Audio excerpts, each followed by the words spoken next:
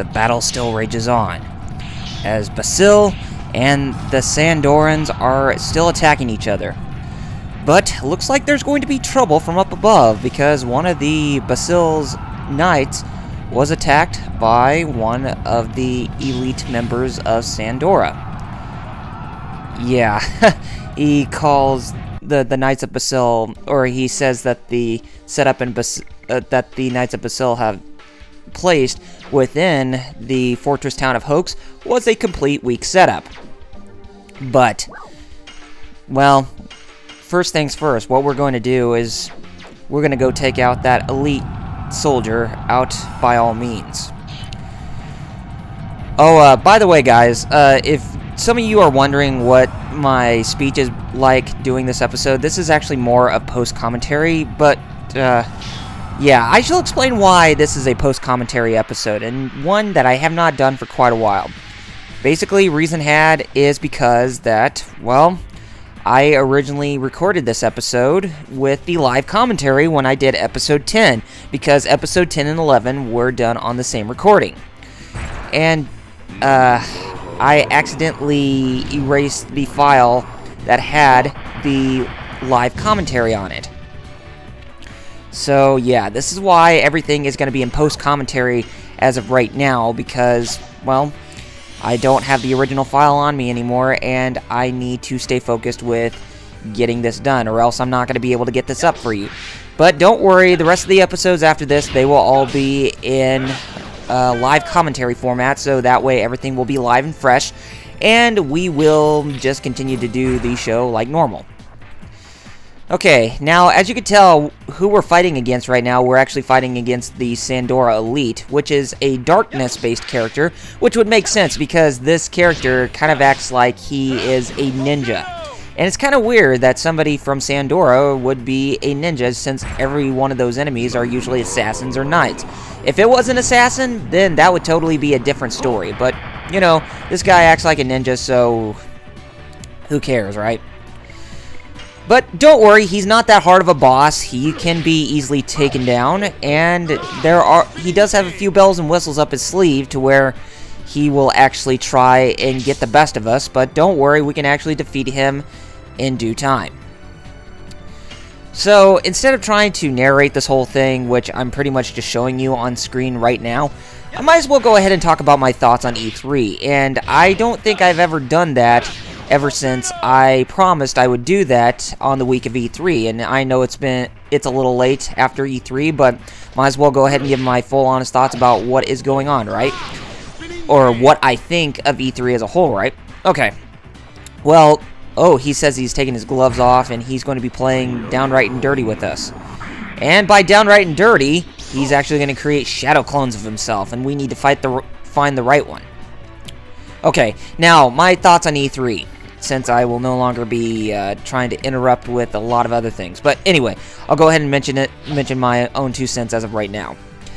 Okay, with the Microsoft press conference, I definitely thought Microsoft was the weakest again this year. I mean, there were some things that looked kind of promising. I mean, there were some games that did kind of intrigue me in terms of Microsoft's side, like the new Forza Horizon, which acts more like a freedom type of racer instead of one that is a fixed racing game, kind of like Gran Turismo, which I know Gran Turismo sort of has its own freedom within the races, but it kind of acted more like everything was fixated with the racing mechanics and all that. And another thing I wanted to mention too is that the other game that really kind of intrigued me a little bit was, well, I normally wouldn't say this, and I was kind of fairly disappointed with it during E3, but I will say that Resident Evil 6 was another keeper for me. But in terms of what Microsoft's shown, I mean, with everything from like having Bing support on the Xbox 360 dashboard, as well as having Xbox Smart Glass, which completely rips off the Wii, yeah, I'm really not that too impressed. And, you know, that's one of the things that I'm really disappointed in this console generation, is that, not only in terms of, like, you know, hardware being copied, but The other thing is that there's hardly any newer IPs, and that's really, really kind of ticking me off to where I'm like, you know, I think it's come to a point where we need to expect more than just what we got. I mean, sure, it may be good for economic reasons, but at the same time, I want to see something new. Probably the only thing that I've seen new that I actually liked that came out this year is Astra's Wrath. Oh, hey, we got ourselves a giant right over there that we need to fight against, and that's another character I would like to talk about shortly, but I will be talking about that as soon as I get done talking my thoughts on E3. But yeah, Microsoft definitely the weakest. I mean, with Xbox Smart Glass being a copycat of the Wii U, where it acts like a tablet, and just the games in general. I mean, some of the games that they shown, they were ones that we already knew that were coming, but along with some other ones, but the whole thing, it dragged on. But the thing I will say, though, is that Microsoft didn't try to push the Kinect a whole lot, even though it kind of did, but it wasn't that heavily saturated like it was the past 2 years. So, yeah, I give them a 1 out of 5. EA, it was another boring press conference, but at least they did show off games that were okay, and they didn't try to cater towards stuff that I really didn't care about, but most of the games that they showed off were sequels and hardly any newer IPs, but the thing I was disappointed with was no mention of Dragon Age 3 or even Mirror's Edge 2, so I really wouldn't say that EA's was the best, but they were not that bad either, even though it's more of a lukewarm type of press conference, but it wasn't terrible as Microsoft. So I give them a 2 out of 5. Now for Ubisoft, oh my god, I was really, really impressed, and they had a lot of other things to show that I was very happy about, like Zombie U, for instance, and even Rayman Legends. Oh my god, for Wii U launch titles or for games that are coming in the launch window, that's getting me even more excited. And there were lots of other things that really impressed me too, like what was the other one? I know there were some other things that I was really impressed by. I think Far Cry 3 was another one, as well as the newest IP called Watch Dogs that really took me by surprise, and just a lot of other things about the press conference aside from the people like Aisha Tyler and YouTube sensation Tobuscus.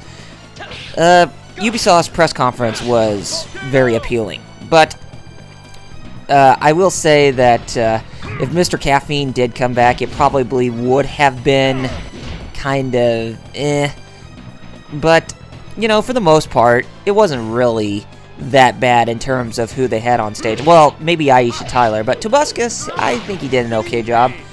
But the games that they shown, I'm all sold and wanting to try them out when they release. Makes me even more excited for wanting to get a Wii U in the first place as well, so I give them a 4 out of 5. Now came Sony. Sony, well, I mean, I give Ubisoft a 5 out of 5 is what I'm talking about. Now, for Sony, in terms of the first-party divisions, I think Sony had the better showing as of this year. I mean, probably one of the things that got me really excited for them was that they showcased newer gameplay for the game, what do you call it? The new game, The Last of Us, that's coming out by Naughty Dog, which I actually think is more appealing than Uncharted. I mean, Uncharted became its own franchise by Naughty Dog, but it's just that The Last of Us actually appeals to me more, and I am really happy that there is a sense of arcade feeling in the gameplay because, well, you do have a health bar, that's for one, and it doesn't even regenerate, so that's what I really like about games and why for games having that arcadey feeling and how they are very, very, very awesome. It's just more of a throwback to that kind of stuff back in the old days, and it's one of the reasons why I like video games growing up in general when I started with the NES and all that. So, yeah. But for other things like PlayStation All-Stars Battle Royale, we knew it was coming, and it's a new IP, but they could have showed off more. They could have announced some newer characters aside from the 4 that they showcased, but I think it was okay. And for some other things, oh, I don't know. Probably the biggest fail was the Wonder Book presentation. Just trying to get it to work, but for everything else, it wasn't too bad. So I give them a 4 out of 5. Now for Nintendo, I will say it was more of a mixed bag this year. They weren't the best as they were the last couple years, but I will say that... Oh, and one other thing I want to mention about Sony, too. Where is Kevin Butler? I mean, for God's sakes, the dude has been AWOL ever since E3 2010, I take it? And he didn't even show up last year, and he didn't even show up this year, too. So, I mean, what's the deal with Sony playing it safe instead of having a bit of, you know, a bit of comedy or just a bit of a lighthearted nature? It's like, with all the press conferences that they do ever since 2011, it seems that they've been playing it safe. And that's another thing that I want to mention about E3 in general. It just seems like everything that the game developers and the publishers have been doing, it's like they're not taking any risks to surprise anybody. It was more of a boring show this year, and it's just, I wish it could have been better. But anyway, I will save my thoughts on that till the end of the whole thing. But the other thing I wanted to mention too is Nintendo's press event, and I think Nintendo had the biggest showing as of this year, where they showed off 3 conferences: the Nintendo Direct thing that took place before E3, and then the regular press conference, which took place on that Tuesday after the Nintendo Direct, and then the next day after that with the 3DS software showcase. And the pre-E3 show, they basically showed off more capabilities of the Wii U instead of just the games, which would make sense if they just showed off if they were just only seeing the just showcasing the console itself. And I really do like the redesign of the controller, where it has the thumbsticks and the easier grips and all that. And I'm still liking the concept of where the Wii U's going, so it's definitely still piquing my interest, aside from Nintendo recapturing third-party support onto the system, which they actually are. And okay, and speaking of games, let's go to the games that they showcased at the press event, or their presentation. Now, some of the games that they showcased, new Super Mario Bros. U, which I'm actually all up for and really happy about, and Pikmin 3, oh my god. That's another thing that I need to mention too, is that they started off the press conference with having this little video about Miyamoto coming out on stage, but he had a bunch of Pikmin that were following him that were all in CG and all that, and I was like, oh man, this is so funny. And you know, I have to give Nintendo credit. They know how to put on a show, and I was really happy with what they showcased at the beginning. I mean, with Pikmin 3, New Super Mario Bros. U, but then after that, it was kind of a mixed bag. I mean, for some of the other games, I'm not sure what all that they showcased. I know they showcased a lot of the third-party games that are still going to be making it towards the launch window. But for some of the other ones that are coming out for the Wii U, like Nintendo Land, it's just like, okay, where's your big announcement? And I know that the guy who made Animal Crossing and Wii Sports was kind of looking around the stage and saying, when is it time for me to leave the stage? Because I got some other things I need to do during the shows. So, yeah.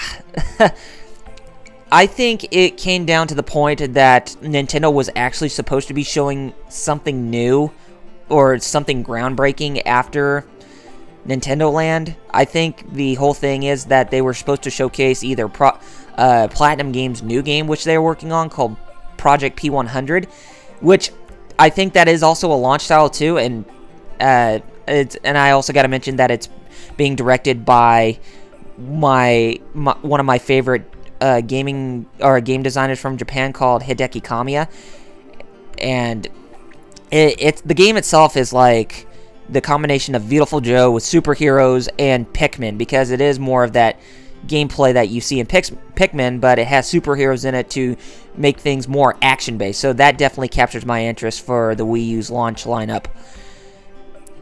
But they didn't even show a demo off, and that was very questionable. But the other thing too is that I think that Nintendo was supposed to showcase Retro Studios' new game that they were working on, which undoubtedly probably is supposed to be the new Star Fox game that they're supposedly working on. But I think Retro Studios gave them a call and told them, don't even show off our stuff because we're not ready to showcase it off just yet. But you know, it's at that point where with the console about to launch this holiday season that you want to show off something big to make sure that you hype up the system to the highest order.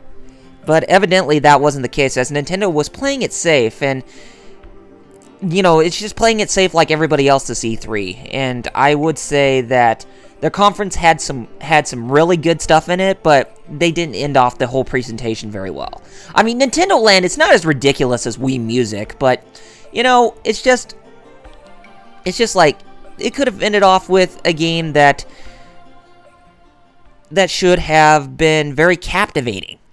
But that did not come to be. So, yep, overall, Nintendo, it was good when they started off at first, but they didn't end off really well. So I would give them a 3 out of 5 out of that press conference. Now, for the 3DS Software Showcase, the only one that was very intriguing, or the only game that was very intriguing, well, some of them were very intriguing, but the newest one that was very intriguing was definitely Castlevania Lords of Shadow Mirror of Fate, and Disney Epic Mickey Power of Illusion. Definitely two big games I'm really looking forward in the 3DS library.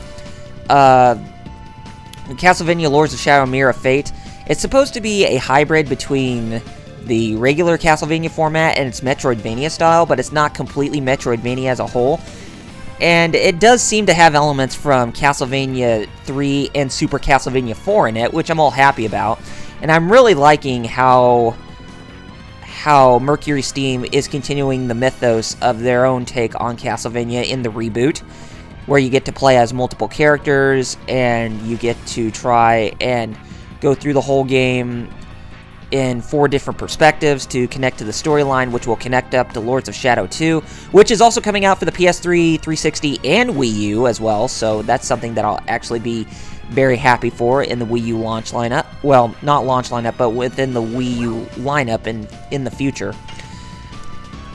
And Disney Epic Mickey Power of Illusion is supposed to be a spiritual sequel to Castle of Illusion starring Mickey Mouse on the Sega Genesis, and which is another really great Sega Genesis game, or a Disney game in general, and I really hope that Nintendo works a deal with both Disney and Sega to release Castle of Illusion on the Virtual Console right before Power of Illusion releases alongside Disney Epic Mickey Power of 2, or whatever it's called, the sequel to Epic Mickey from 2010.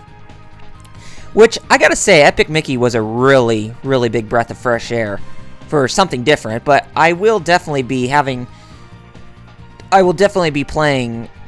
Epic Mickey 2 when it comes out.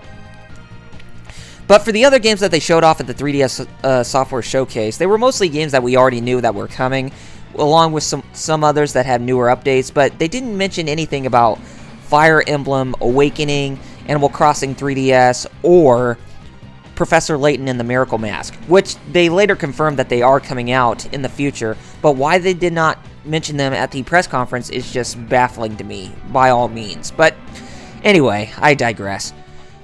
I mean, they could have showed off some newer games, but, you know, I think it's come to the point, and I think Reggie also made a comment saying that it's always impossible to please the core fan, because when it comes to gamers, or core gamers in general, it's really hard to please them. It's like they show off it's like whenever Nintendo shows off some really captivating things that people demand, like Pikmin for the Wii U launch lineup, as well as having Nintendo Land and New Super Mario Bros. U, they're like, okay, so what else you got? It's like, okay, how picky can you guys be? I mean, they're trying their best to bring in new things to the table to where they can actually captivate all of you, but now you're asking them to show off more than what they have. But then again, they could have showed off some of the games that I mentioned, or they could have showed off something new, but it's like, come on. It's like, oh, that's cool, what else you have? Well, but then again, I think the whole thing with Nintendo Direct that Nintendo has been doing has been more captivating than E3, which I kind of think that in the next few years that Nintendo is no longer going to be appearing at E3 if they're going to be more focused to doing the Nintendo Direct stuff, so that way they will actually gain more interest from the people, which I have to say that the Nintendo Direct stuff is actually pretty, I would say that it's actually more captivating. And they usually do show off a lot of exciting announcements and such. So that's I definitely think that's the route that they're going to go for in the next few years, since they have those press conferences that they do online whenever they want to, and they can keep us up to date. So overall, I would say that the 3DS Software Showcase, it was about the same as the presentation, the E3 presentation, but that's not saying a whole lot. But for Nintendo's presence in general overall, I think they get a 3 out of 10. So now my final thoughts on E3. As I said, and I really need to be talking about the Dragoon stuff since that's really coming into play, but I will try to be quick as I can about this. E3, I definitely thought that they were playing it safe. All the companies were playing it safe, and it just makes me say, come on, try to bend the rules a little bit and just show off something captivating. I mean, it's okay to take risks, but evidently that wasn't the case for either company. And I mean, it's kind of the same thing with like movies and TV shows and cartoons and all that. It's like when you take a look at this day and age in terms of whatever media you see, it's like everybody's playing it safe to try to make sure that they don't try and hurt anybody. But I could be jumping the gun on that a little bit, but I really think that E3 needs to be improved next year with everybody, and I think for the next console races that they need to focus on that game companies need to focus on newer IPs, and they need to have exclusivity within the multi-platform titles if they do make their titles multi-platform, so that way they don't try to be carbon copies of each other, which they have been for the past 10 years. I'm sorry, but for the past 10 years with all the ports that we've been having, they've been nothing but carbon copies of other ports from other systems, and there really isn't any big improvement whatsoever. So E3 in general, it was lackluster. They played it safe. It definitely needs to be improved next year. So I give it a 2 out of 5 overall. Okay, now the one character that showed up in the boss fight before this, the character whose name is Kongol, that we fought against, and he's another very important character to the storyline, which we will be talking about him much later on, but we will save that until the time comes.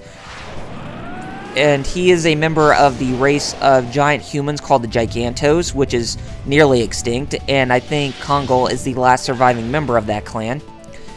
But there are some other things with Gigantos later on, but I'll mention that in the coming episodes. And now, what we're doing right now, since to get back at present focus here, is that we are actually taking a look on how to fight like a Dragoon. And the first task that we got when we showcased the whole thing is that we had to learn how to accumulate SP or spirit points, so that way we can try to reach up to a level to where we can actually use the spirit of the dragons to become Dragoons to fight in battle. And we did that for the first thing, is accumulating spirit points through attacking your enemies with the addition abilities. And then you transform into Dragoons that way, and then you can do all sorts of things, like with Dragoon Edition, which I'm using right now. Basically, you have this huge thing, you have this eyeball that's in the center, or that's on screen, that's supposed to look like, I don't know what you would call, like, a watch that, if it goes around a minute, it's supposed to go faster, and you have to, like, hit the gauge, like, 5 times in order to get a perfect attack, which I'm doing right now, and I'm having much better luck with doing that at Dart, as he is more of the balanced character, and he knows how to get the attacks down to the T, in terms of the Dragoon Edition. So, Anyway, we are done with Dragoon Edition, so we will go ahead and revert back to our normal form, and then we're going to be learning the last thing, which is Dragoon Magic. So with Dragoons, there are 3 functions: accumulating SP to transform into a Dragoon, and then Dragoon Edition, which is the regular attack, and then Dragoon Magic, which we are going to get into right now. Now, there is another thing I want to mention too. When you're transforming into a Dragoon, you can actually have an option on the menu screen to where you can change the speed of the transformations of the Dragoons, whether if you want them to have the morph animations like that, what you see on screen, or you can just have them transform at the blink of an eye. You could just do it either of those that way. But I'm going to actually do this. I'm actually going to just keep the regular animations on because, you know, even looking at this game with all the animations that they have for the for the characters on here, it's very captivating to watch. This is probably Sony's, in terms of Japan studio, the best animation that they've had for a PS1 title. I mean, it's not to say the same with, like, Gran Turismo, but you were driving in cars and all that.